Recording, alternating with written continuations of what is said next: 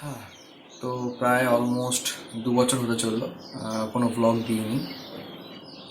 সব কিছু আমার নতুন লাগছে, আবার ক্যামেরা, মাইক, সামনে বসা, কিছু বলা, নতুন করে কিছু শুরু করা, সব কিছু আবার পুরো জিরো থেকে স্টার্ট করার মতোই। তো বেশি ভ্যানতারা না করে শুরু করব। তার আগে এই 2 বছরে থাকা না থাকাটা কয়েকটা লাইনের মাধ্যমে সাম আপ করবো, তারপরে শুরু করছি আজকের blog.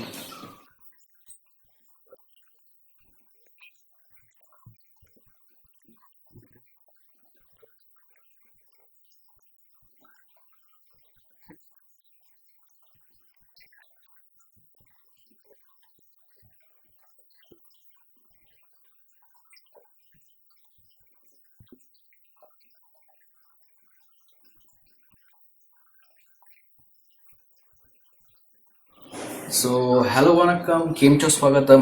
I am Shomen and you are watching Life with Shiva.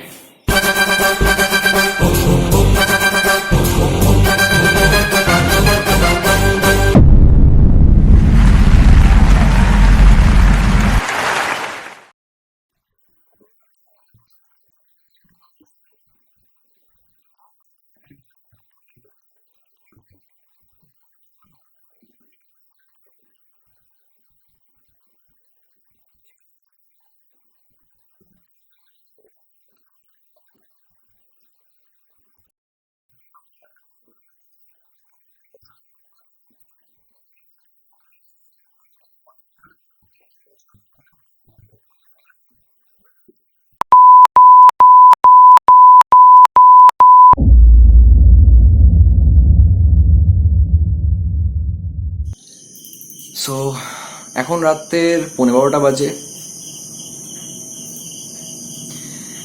আমার প্যাকিং এখনো শেষ হয়নি, প্যাকিং করতে হবে কালকের জন্য। কালকে 5:30টায় বাস, আমার তাড়াতাড়ি ঘুমাতে হবে। যদি না ঘুমাই কালকে বাস ধরতে পারবো না, বন্ধুরা আমাকে লাথ মেরে চলে যাবে। সো আর ফালতু না বকে প্যাকিং শুরু করি এবং সঙ্গে থাকুন, দেখতে থাকুন কি কি করি, কি কি না করি। এই 3 দিন ধরে আমরা 5 তারিখে যাচ্ছি, 7 তারিখে ফিরছি। তো দেখতে থাকুন আর সঙ্গে।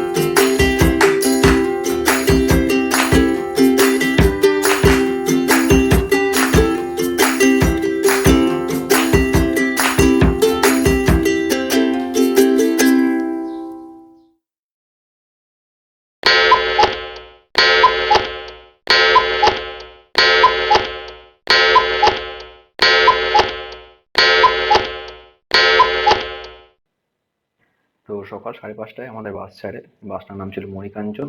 কাঁচরাপাড়া স্টেশন থেকে বাসটা ছাড়ে। এখন আমরা এটা বালি ব্রিজ ক্রস করছি। এরপরে এটা ধুলাগড় টোল প্লাজাতে আমরা আমাদের ফার্স্ট টোলটা পড়ে, তো সেখানে আমরা আছি।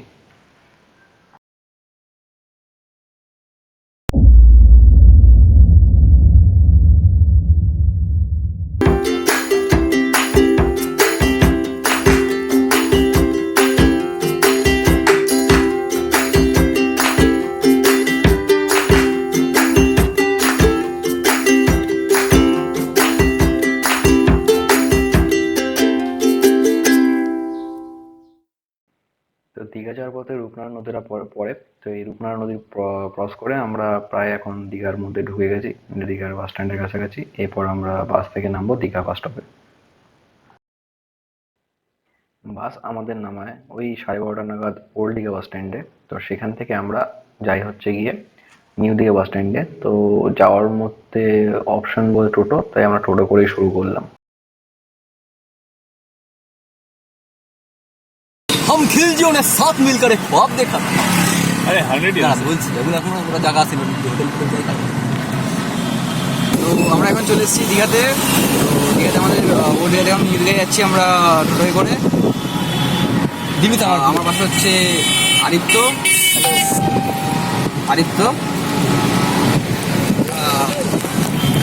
সৌমদ্বীপ 7.5 লাখ। আর হচ্ছে নীলাঞ্জন। আমাদের ও হচ্ছে আমাদের খিলজি বয়। আয় চলে সবাই চলে। ও আমি আরে ভাই প্লিজ হেডফোনটা কোথায় বুঝিস? তুই ধরবি তো? হ্যাঁ ধরেছি, হ্যাঁ করে দিই। हम 100 इयर्स ने साथ मिलकर एक ख्वाब देखा था कि एक दिन हम भी टूर मनाएंगे, हम भी जाएंगे एक साथ, मौज मस्ती करेंगे। तो तो हम अब आ गए हैं न्यू दीघा पर।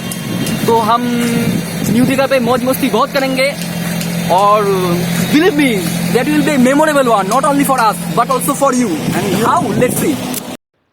সো ফাইনালি আমরা রুমে পৌঁছে গেলাম। রুমে পৌঁছানোর পর এটা হচ্ছে আমাদের ড্রেসিং টেবিল, এটা আমাদের ডাইনিং টেবিল, এটা আমাদের ওয়াশ বেসিন, এটা হচ্ছে আমাদের থাকার বিছানা, আর এটা হচ্ছে আমাদের সেই ঐতিহাসিক হ্যাঙ্গার যেখানে আমরা সবকিছু মিলতাম। ফাইনালি আমরা স্নানে যাওয়ার জন্য প্রস্তুত হলাম। সো বেসিক্যালি আমরা পৌঁছে গেছি বাঙালির পুরীতে, মানে দীঘা। দীঘাতে সব বাঙালি যেটা করে জলে নামা। যদিও জলে অবধি পৌঁছাতে পৌঁছাতে আমাদের বেশ কালকাম ছড়াতে হয়েছে, কারণ আমরা গিয়ে দেখি হোটেল যেটা আমরা বুক করেছি জানতাম সেটা ততক্ষণে বুক হয়নি, গিয়ে আমাদের বুক করতে হয়। তারপর আর সময় নষ্ট না করে আমরা রেডি হয়ে চলে পড়লাম জলের দিকে। তো এরপর চলো দামাল ছেলেদের জলে দাপাদাপি, বাকিটা আপনারা দেখুন আর এনজয় করুন।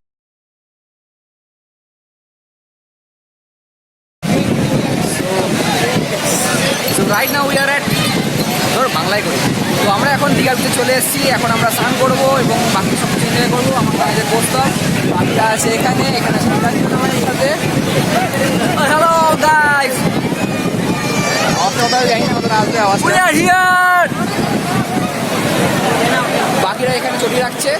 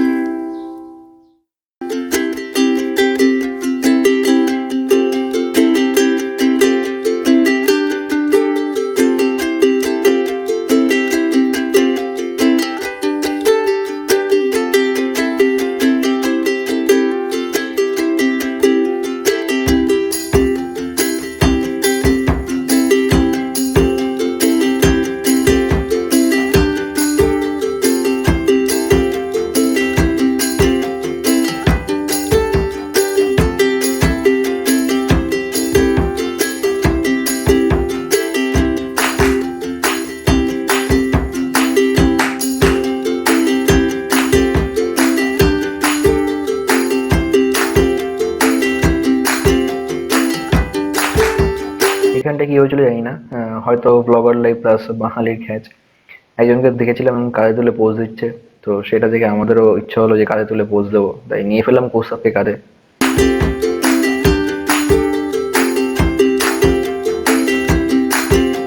দু থেকে 3 ঘন্টা জলে তাপানোর পর আমাদের চেহারাগুলো ছিল দেখার মতো। তবে আমরা খুব লাকি ছিলাম যে লাল কমল ভৌমিকের মতো মানুষের সাথে আমার দেখা এবং আমাদের একটা ছবি তোলার সুযোগ পাই। এরপর আমরা সব মোটামুটি বাড়ি চলে যাই এবং সেখানে গিয়ে রেস্ট নিই। বিকেলে আমরা এক জায়গায় গেছিলাম, তবে সেটা পরের ব্লগে ছিল।